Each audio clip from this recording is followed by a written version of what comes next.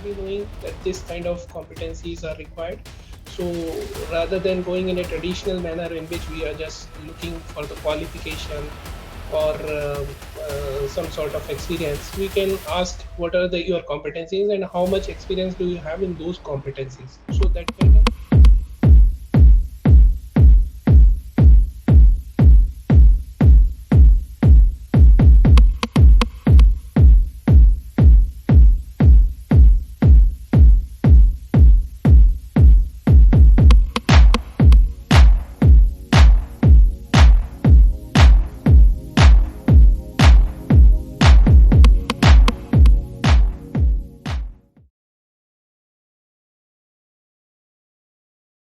Employee development programs are essential for the growth and success of both employees and their organization.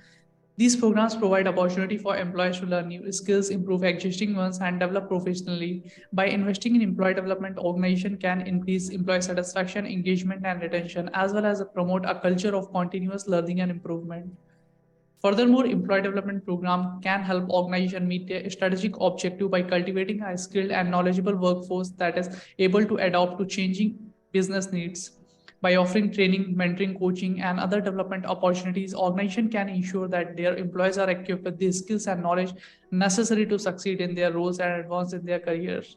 Hello and welcome to the Honest Talk by Freak Folks. I'm Harsh Pandey. For this particular session, we have with us very special guest today, Dr. Nitin Aggrawal, sir, is a multi-skilled professional who takes pride in applying technology and management to simplify government service delivery to end user.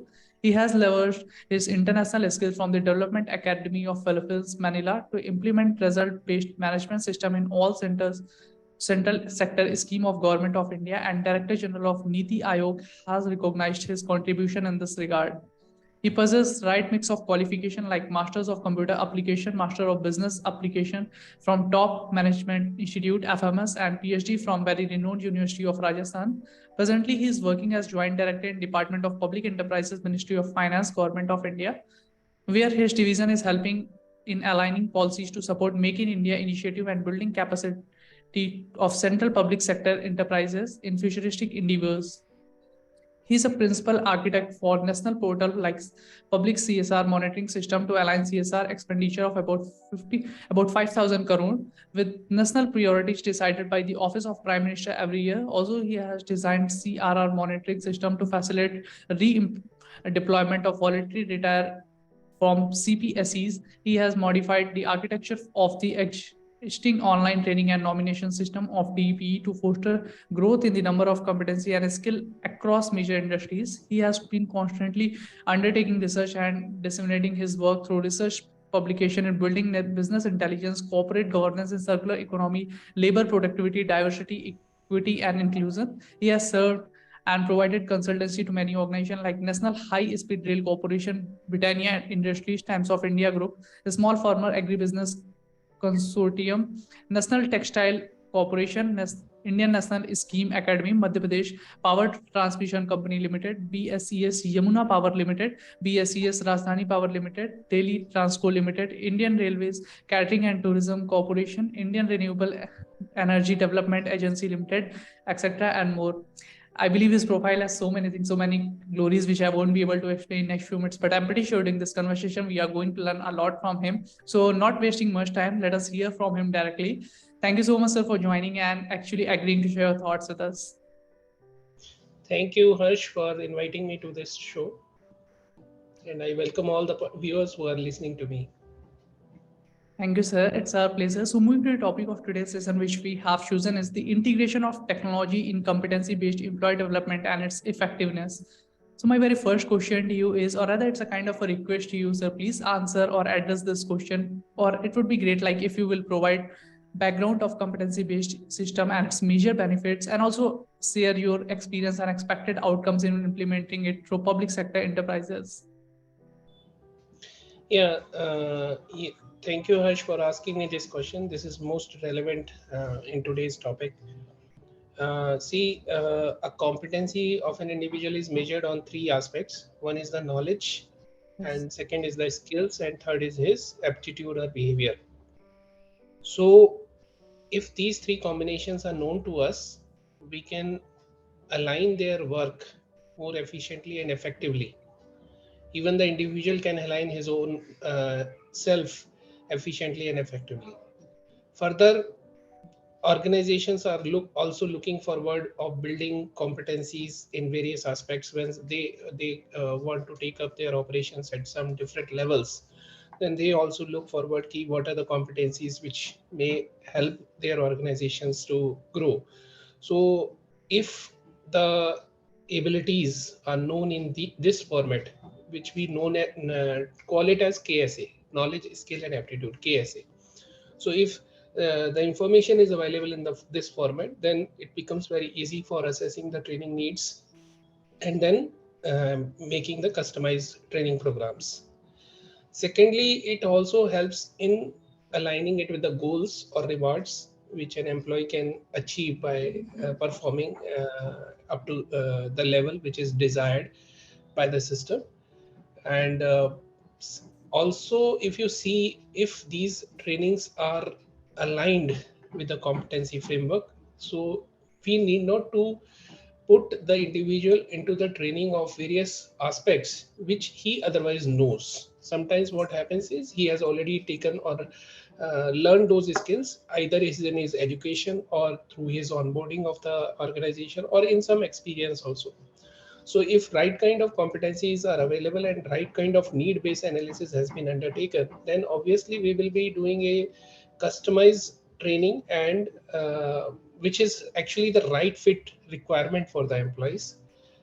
And this will also remove the kind of um, uh, misuse of the fund. Rather misuse, I would say it would be optimal utilization of fund, a training Correct. fund, which will help this particular aspect. Right now, I am supervising the alignment policies to support Make in India, as well as better utilization of CSR funds in national priorities. I am also looking after the capacity building of executives from central public sector enterprises. Okay. And in this regard, we have developed a web-based application, which is known as OTNS, Online Training and Nomination System. And the effort has been made to capture these competencies, and the system is being aligned to measure these learning outcomes. And if I take you through the whole historical view of this system, uh, I would say that this has been designed because Rule 87.2 of General Financial Rules, we normally call it as GFR. Uh, Training is considered as an in-kind direct benefit transfer. So DBT you must have heard of, where cash gets transferred to the direct beneficiary. So sometimes it may happen that you have purchased a LPG gas, and now the subsidy amount is given to your account directly. That is known as DBT. But Okay. in our we are providing the training to the executives. So now this training is also considered as a direct benefit under Rule 87.2 of the GFR. So this, because of this particular nature of the scheme, it was asked by NITI Aayog to us to have a result-based framework, which is they call it as output and outcome monitoring framework, aligned to this scheme, so that they measure what are the trainings, how many trainings you have conducted, and how many users have or how many beneficiaries have got benefited. Then subsequently in 2021, one more wing is there, Development Monitoring and Evaluation Office in NITI Aayog, that provided us a data governance framework in which they provided how to improve data generation, data quality, how to improve data analysis, how to undertake data security, how to integrate technology. Those aspects were given as a framework, and we align our system or online training and nomination system into that framework, so as to ensure that it functions as per the mandate given by the department. And under these above two frameworks, if you see, we have achieved end-to-end digitization of the complete training cycle. We have achieved digital reporting on monthly basis, even on real-time basis. Earlier, it was on annual and quarterly basis. We have also integrated the intelligence in the system where automated communications are sent to the stakeholders for anticipated actions or responses which are required from these users. So those kind of things we have developed. Then routine review of the scheme also is taken through this system. Gap was found in outcome monitoring framework, and it was realized that percentage of executive trained is not really an outcome. So earlier we used to measure percentage of executives trained. So now we have found that this is not exactly the real outcome. So we are aligning it with the competencies, where we will be measuring what competencies they have learned, and then accordingly that competency will become the real outcome or output of the scheme. So this is how this scheme is being aligned, and subsequently we are thinking to share these kind of skills to the HR functions of the public sector enterprises, who can then align or integrate with their jobs, recruitment process, selection process, onboarding process, or work elevation process. Uh, this will help further the companies to undertake training need assessment, or further planning for capacity building of their executives. So this is how it is being done. Indeed, sir. I think you have explained this very beautifully, and I'm sure the people those who are watching this, they have got enough information like how this is actually is helping. And then my next question to you is, because I feel this one is a really important one, so I want you to address how does your organization ensure that technology-driven, competency-based employee development programs aligns with the overall business strategy? And can you please describe any challenges your organization has faced in implementing them? Yes, thank you, Harsh, for asking me this question.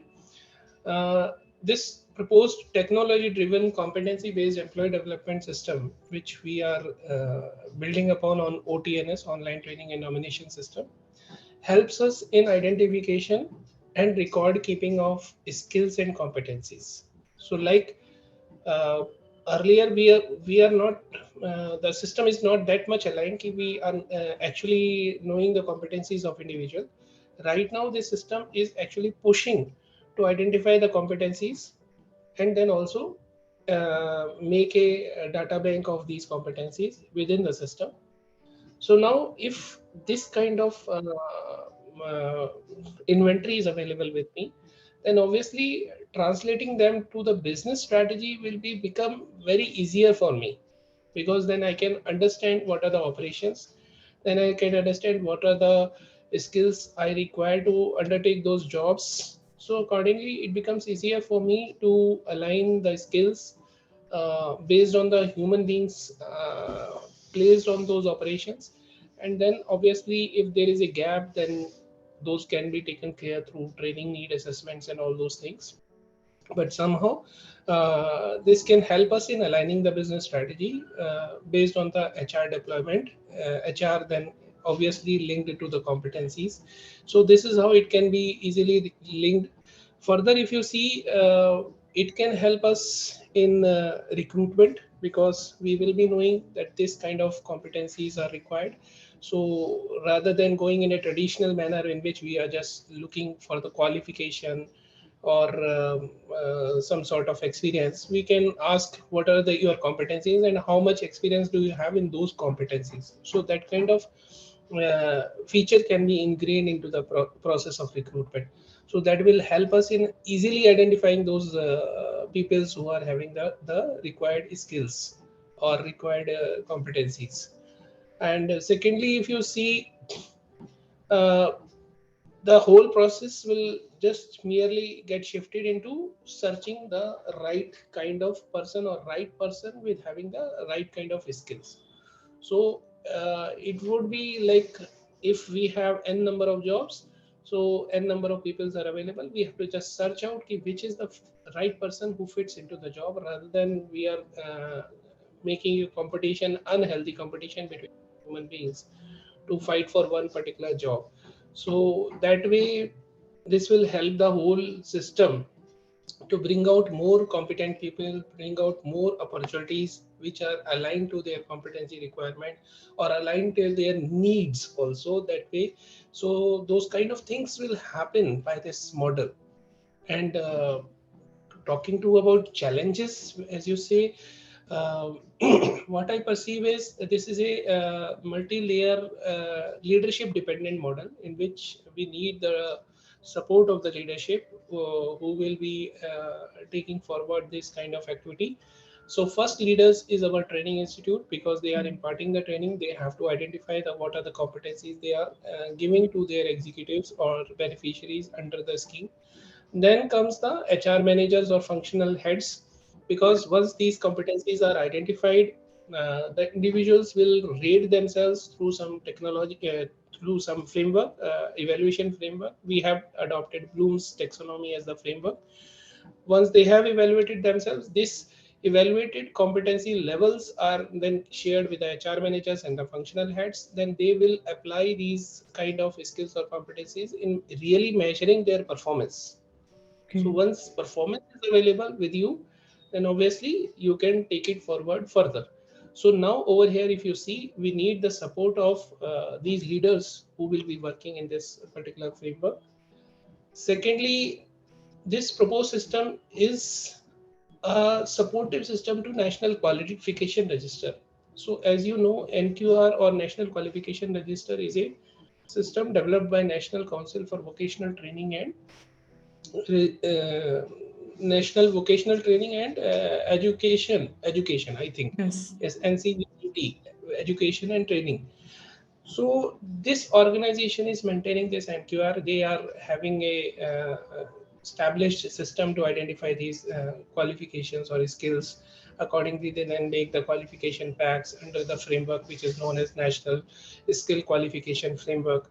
So this is basically not replacing that system, but rather it will act as a feeder to that system, where you will have a larger number of skills or competencies identified now based on the demand in the market. Then this NCVT can take up those skills to build into this NQR system. So that way it will help the whole system to function in a very smooth and holistic manner. Because despite our system is in place, we need a centralized coding system just to make sure that it becomes easier for use and reuse across multiple organizations. So that's why NQR system is there. And since my department doesn't have that mandate to create those kind of NQRs, so we have to obviously go back to the NQR system which is already there, available under the NCVT framework. So we have to rely on that. So meanwhile, it will act as a feeder mechanism where a lot of skills are fostered, and subsequently, on the basis of the demand and supply, these skills will be identified by the NCVT into a comprehensive structure, and then subsequently this will help the whole system ecosystem to function in a very efficient and effective manner. Indeed, sir. I think you have answered this again very well, and I'm sure like this completely makes sense for our viewers too. And my next question to you is, because whenever we talk about digitization, here one concern come with it, and I want you to answer, or actually it's a kind of a request to discuss with our viewers, because it's really important. I feel, how do organization address concerns such as data privacy, security, and accessibility when implementing technology-driven, competency-driven based employee development programs? And I want you to know your views, your experiences. What are the most critical factors for the success of such employee development programs? Yes, thank you, Ash. Presently, if you see, data privacy, data security, accessibility is ensured through Aadhaar-based authentication. Presently, we are using this particular feature in our central sector scheme, and OTNS only onboards those executives who have undertaken Aadhaar-based authentication. Until unless they undertake Aadhaar authentication, nobody is given any kind of benefit through the scheme. Secondly, we are also using data masking, where the data is not actually stored in our database. It is just masked and stored. So misuse of data is prohibited through this particular feature. Further, we are also using secured cloud service databases and applications, where the security is provided by the NIC Center, National Information Centers. It is a government institution. They have a disaster policy also. So based on that whole mechanism, we are ensuring that data privacy, security, accessibility is implemented as per the legislation or companies IT Act. So we are pretty confident that there is no issue from that aspect. Secondly, coming back to the critical success factor, if you see implementation of competency based executive development, leadership and aptitude of individuals towards innovation, creativity, and technology. This is the most important aspect to become or make this model a success. So it is not something that we have created, and until unless the people's down the process uh, who are into the leadership and they don't possess that aptitude for innovation, creativity, or technology, it would be very difficult for applying this particular model. Secondly, we have to shun out or shrug off the copy paste culture. I still foresee in many True. organizations, rather in many functions, we are still following the process of follow the precedence. Means what has happened in the past, just follow that particular path. Okay, if that was a success story, then we will follow that path. We will accordingly function in that path. So those kind of things blocks your mind, blocks your innovative ability, blocks your Correct. creativity, your technology approach. So I think we have to shrug off those kind of I would rather say way of doing the things. Rather, we should identify at least 10% of the employees in the organizations that actually are enthusiastic in adopting new technology or undertaking innovations or transforming organizations. So we should actually support them, and the support which they require is they may require support of the research, how to undertake research. They may require the support of the strategy. They may require the support of the mentoring. So those kind of support we have to bring to those guys, and further we have to trust them. The most important is we need to trust these innovators or creative employees. Until as you trust them, they will not be able to transform the Right. organization. So this is where the leadership succeeds or fails. The trust within your employees who are actually experimenting within the organization to transform the organization. Indeed. Actually, and one more questions that I want you to ask, because many people believe like future of work will be surely going to be different. So my question to you is, how do organization across the globe envision the future of work and the evolving role of HR in the light of technological advancements? Yes, this is a very important question. If you see, the requirement for jobs, particularly in the higher managerial level, is reaching Yes. to a saturation point. True. Now people don't want to or rather they are not looking for permanent employments, rather they are looking for some meaningful type of contributions. So if in case it is a freelance type of job or it is a kind of need based job, so people are not reaching to that level. They just want to work for maybe some part of the time, because that aligns with their interest, aligns with their desire to or that fulfills their some kind of internal objective. Ki this is the thing which I want to serve this to this country or to serve this society. So those kind of alignments are now coming up with the individuals, and they are looking for those avenues where they can apply their best of acumen.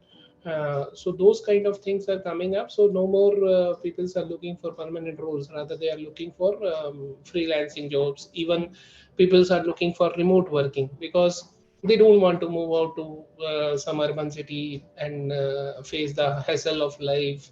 Sometimes initially they may think of, but otherwise after some time, when they have dependent parents, dependent families, or it becomes very expensive to live in the urban cities, they look for, if in case it is possible, that we get the remote working. So those kind of things are coming up. Also, if you see that automation and artificial intelligence, industry 4.0 are buzz today, and these technologies are absorbing many monotonous jobs. So manual operations or jobs which are operated in a repetitive manner are taking off by from the roles by these applications.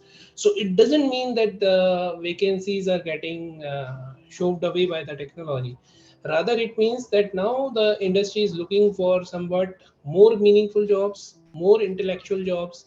So we need to align our HR or human resource in that manner. If you currently see, we have many automated processes like personnel and payroll management, transfer and posting management, training feedback, recruitment, performance monitoring. Everything has been automated. So earlier these process used to be undertaken through a regular traditional method, but now everything has been getting automatized. So now the things are changing very fast. Even I have written a research article in Chartered Secretary General of ICSI, where I have given a implementation strategy to digitize recruitment process for board level functionaries, monitoring of board level matters, and propose blended approach for the capacity building of the board levels. So those kind of things I myself has reviewed and researched, and then propose that these can be automated and the human intervention can be reduced also. So even there are some tools where they can conduct the board meetings also through the technology.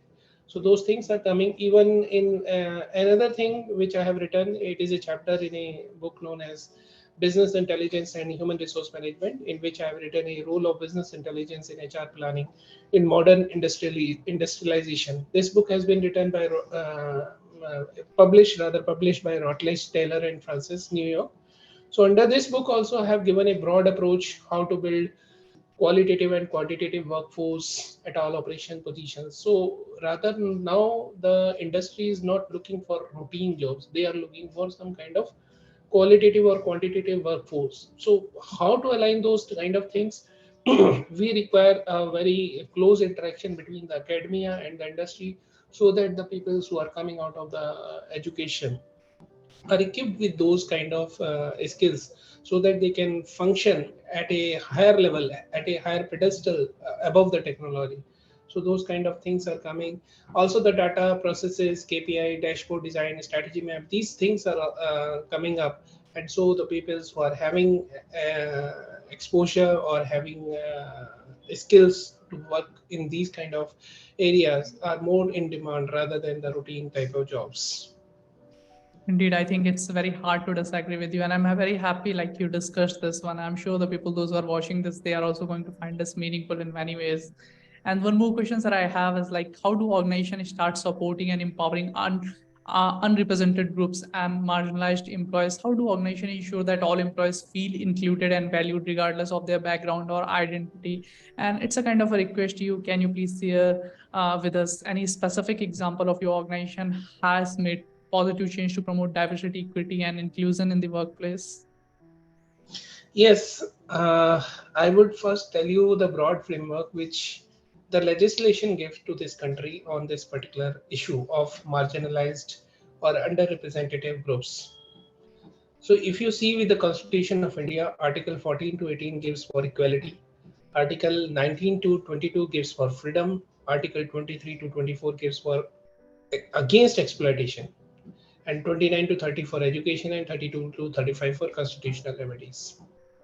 Further, the Government of India, through the Parliament, has constituted legislations in relation to maternity benefits, uh, against sexual harassments at workplace, protection of transgenders, reservations of SC, ST, and OBCs for inclusion, and promoting fairness through equal representation or equal remunerations. Even in 2004, if you see, Department of Economic Affairs has instructed every ministry to create a gender budget cell. And now this gender budget cell is having a gender charter and a gender budget monitoring tool. Now, what is gender charter? Gender charter means every ministry has been given a charter duty that this much level of gender participation you have to increase. And whereas the gender budget monitoring tool is how many, uh, in quantifiable manner, how much have you achieved. So these are the models which are applied. uh, there is a gamut of legislations or acts which are being enforced through the ministries or through the departments, through the public sector companies. Similarly, the companies in the private sectors have realized the importance after the Me Too movement, which has been there in very recently on the Twitter. So after that, they have identified or realized the importance of this particular aspect, and they have devised DEI policies, which is known as diversity, equity, and inclusion policies. And if you see with these DI policies, they are basically broadly brought out from the legislations which I have just mentioned with you. So these policies have drawn the powers or drawn the rules and regulations from these legislations, and they are being applied across all the organizations. Mainly, if you see, it is there in MNCs. I have also written a chapter on this in a book. My book is coming up recently, Okay. which is known as data this diversity, equity, and inclusion concept, Okay. cases, and applications. I am writing this book under Dr. B.R. Ambedkar chapter chair. So there are many things which are happening, and now I will tell you the examples how we have brought out the this inclusion of underrepresented groups into the main line. Under the gender budget cell, we started by reserving the 10% of the capacity or seats of capacity building for women, and you Okay. will believe that after 2 or 3 years we have achieved a level of 26% of the seats are getting utilized by the women executives. So this is how we identify what where are the pockets in which we can increase the gender participation. This is one Sure. approach which we are doing. Then No, I'm secondly, if you see, I have given a broad approach for building this system. okay. I have written a research paper on methods to increase contribution of women in nation building. I have already presented this chapter in a national convention, and this framework is actually encapsulating the national women health grid, uh, national women learning grid, national women skill grid, national women employment grid, and national women contribution grid. And Okay. if you see the whole data grid, one on there would be single national data grid on which these all the national grids will be communicating, and the whole grid model has an approach to provide health security, education security, income and job security, and not to 1 or 10% or 20%, to all 100% women. So that kind of approach I have given, and that is quite possible only because it is a technology driven model where human intervention has been limited. So this model is also replicable to the other diversity, maybe other forms of community where they are marginalized. Those kind of diversity can also be taken care by this model. So I have designed that model, and I hope if this model gets percolated to the right ministry, maybe I will be communicating it to the Ministry of Health and Women Welfare for ruling out the plan. So those kind of approach I have given, and I hope I am very confident that these kind of things, if applied comprehensively, will really give a boost to the marginalized community of the country, even at the global level. Sure, I'm actually impressed. And sir, I can say there's a lot more to learn from you, but today we are a sort of a kind of a time. So I want to take much of your time. So moving to my last question of this session. So towards the end of our conversation, my last question to you is how do you see the future of work evolving in the next 5 to 10 years? And how do you think the technology and automation will impact the job market, the skill required for success and the way we work? Yes, thank you, Harsh. I will tell you. Right now, if you see, or you must have observed that a lot of things are coming through e-governance. If you must have booked your ticket through IRCTC portal, or you have applied for birth and birth certificate for your child through the website of the state government. So these are known as e-governance kind of framework, which started way back in 2000. 5 or 10 near to that particular era. Now the system is moving towards data governance. Now the government is actually monitoring how much data is generated, what kind of data is generated. So now the things are moving in that manner in which government is getting a tool by which it can monitor what kind of benefit I have transformed or what kind of benefit I have given to the beneficiary, how many beneficiary have got benefited. Those kind of things are coming up. So with these kind of setups, as you see, lot of changes are happening now. If you see, in next 5 to 10 years, the government approach would move towards social security rather than creating anything, because they will be able to measure what are the issues with the population, and then obviously based on the issues they can design the policies, they can feed the requirements through the policies. That kind of things would be available. So digital literacy or digital force would be the driving force in the next era, upcoming era. And even if you see, the skill based or competency based systems are coming into foreplay. New education policy has come, so these degree diploma experience, though at present they are carrying high reputation in getting their employment and job, so it will get a backseat, and competency of the individual, competency levels of the individual, competency experience of the individual, rather experience in the competency, will be the boosting points, or rather point for getting more opportunities. So this is how the things would be moving. Recruitment and selection will not be more like a, not a competitive kind of thing. It would rather be a kind of searching the right person.